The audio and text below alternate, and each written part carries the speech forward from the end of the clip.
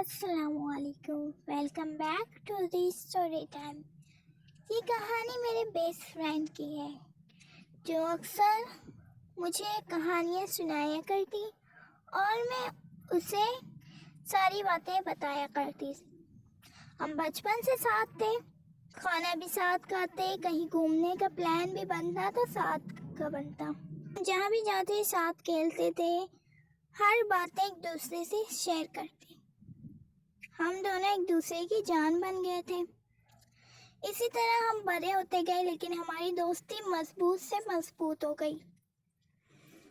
अब इसी तरह उसका भी रिश्ता आ गया और उसकी फैमिली ने उसकी शादी करवा दी। मुझे शादी में इनवाइट किया तो मैं चली गई शादी में। रुखसती वाले दिन टाइम इसका दूल्हा देखा था। ये तो पिछले देख चुकी थी, पर मैं फर्स्ट टाइम देख रही थी। दिखने में तो अच्छा खासा था, पर उसकी एक बुराई थी, वो बात नहीं मानता था और मेरी दोस्त हर चीज़ पे सेंसिटिव थी, जैसे दोस्ती में, मोहब्बत में, हर एक चीज़ में। इसी तरह से हमने कहा चलो पिक्चर्स क्लिक करते हैं। रुखसती वाले दिन था तो उसको उसके हस्बैंड ने मना कर दिया, क्योंकि अब निकाह हो चुका था, वो उसका शौहर बन गया था। उसने हमें पिक्चर खींचने से भी मना कर दिया। पहले तो मैं उसे बहुत ही अच्छा समझ रही थी, लेकिन जब इसने ऐसी हरकत की तो फिर मुझे भी इस बार बुरा लगा और मेरी दोस्त तो रोने बैठ गई। मैंने उसे दिलासा दिया कि कुछ नहीं होता, मैं नहीं खींचूंगी पिक्चर, ऐसी कोई बड़ी बात नहीं है अगर मैं पिक्चर ना खींचूं तो उसने रोते रोते अपने आंसू साफ किए और कहा, ये कौन होता है, आओ हम पिक्चर खींचते हैं।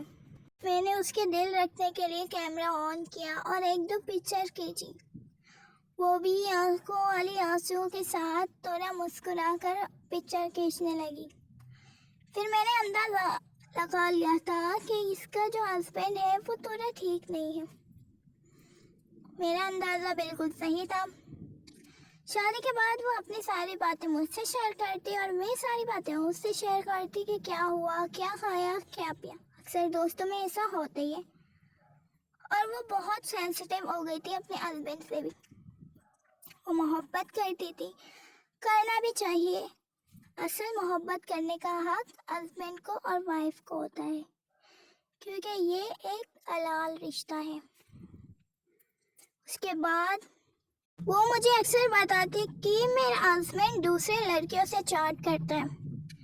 वो रोती थी, परेशान होती थी। मैं कहती थी रिलैक्स करो, तुम उसकी वाइफ हो, तुम एक मजबूत रिश्ते के अंदर हो उसके साथ, कोई भी उसे नहीं लेके जा सकता। तुम उसकी मजबूत वाइफ हो और तुम्हारा हक बनता है अपने हस्बैंड के साथ। वो तो टाइम पास करता होगा, पर वो ये बात थोड़ी देर के लिए समझती, फिर ऐसा करती। उसे अपने हस्बैंड से बहुत ही ज़्यादा प्यार था, पर हस्बैंड को शायद नहीं। इसकी शादी को 1 साल गुजर गया था, पर उसका हस्बैंड नहीं सुधरा था। हम भी उसे दिलासा देते, पर वो रोती रहती, अकेले रोती रहती, परेशान हो गई थी। उसका हस्बैंड गलत हाथों में पड़ गया था। स्टडी करता था पहले, पर गलत दोस्तों के पास बैठकर वो गलत बन चुका था।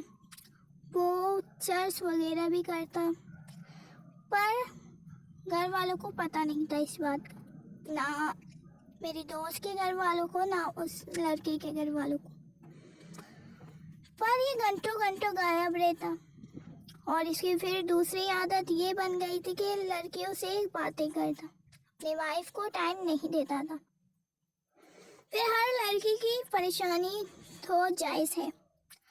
उसकी एक ख्वाहिश होती है कि उसका हस्बैंड जब मिले उसे हम सफ़र जो हो उसका मोहब्बत करने वाला हो, पर इसका हम सफ़र गलत कामों में और गलत लड़कियों के बीच बैलेंस डालना, चैटिंग करना रातों को बैठकर, इस दिन अपने दिमाग में जो कि इस वक्त शैतान घुस जाता है ऐसे टाइम, तो इसने सोचा क्यों ना मैं अपने हस्बैंड को डराता हूँ।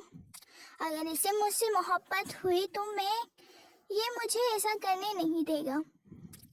पर इसके शैतानी दिमाग ने इसको वो काम करने पर मजबूर कर दिया। इसका हस्बैंड जब चैटिंग कर रहा था रात के 12 साढ़े 11 बजे, तो इसने एक ब्लेड निकाली अपने हस्बैंड की और अपने हाथों के नस में, जो नस होता है हाथ का, उसके ऊपर रख दिया। उसने कहा तुम ऐसी हरकत करोगे तो मैं अपने हाथ का नस काट दूंगी। आगे किया तो इसका हाथ खुद ही हट गया। ये चिल्लाती गई, खून साफ करती रही, पर इसका हस्बैंड उठा। इसे लगा कि शायद मुझे संभालने के लिए उठ रहा हो, पर इसके हस्बैंड ने उठ के लाइट ऑफ की और दोबारा से चैटिंग करने लग गया। वो तो अच्छा हुआ कि इसने शोर मचाया और उस वक्त इस लड़के के अम्मी अब्बू कुछ घर में थे।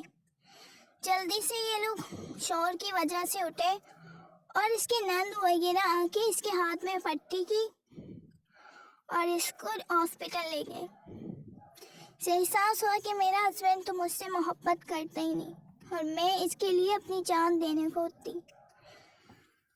जब मुझे और इसकी फैमिली को ये बात पता चली, तो सबसे पहले तो मैंने इस पर बहुत ही ज़्यादा गुस्सा किया। मैंने कहा पागल हो तुम, क्या करने बैठ गई थी तुम? उसे तो कुछ नहीं होगा, वो शादी कर लेगा, पर तुम्हारी जान तो चली जाएगी ना। आइंदा से ऐसा मत करो। मैं तुम्हें पहले भी बता चुकी हूँ कि तुम उसकी वाइफ हो और तुम्हारा ज़्यादा हक बनता है उस पर। वो कल की लड़कियां सिर्फ इसके पैसों के लिए इसे प्यार करती है और मैसेज करती हैं। सारा ड्रामा है। वो थोड़ी देर के लिए समझ गई, पर उसका पूरा हाथ कट चुका था। डॉक्टर ने कहा अगर थोड़ी सी देर होती तो शायद हम इसे बचा नहीं पाते। 11-12 टाँके आए इसके हाथ में। मुझे उस टाइम बहुत ही गुस्सा आया था और मैंने फर्स्ट टाइम उसके हस्बैंड को भी खरी खरी सुना दी। उसका हस्बैंड भी शर्म से मारे सर झुका हुआ और झुकना भी चाहिए था। अगर इसे अपनी वाइफ को टेक केयर करना नहीं था तो इसने शादी क्यों की?